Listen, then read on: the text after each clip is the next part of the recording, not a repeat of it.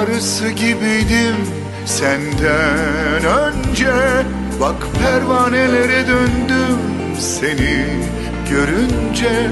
Yana yana kül olsam her an yine de senden ayrılamam. Yoluna adadım ömrümü ben, sensiz olamam.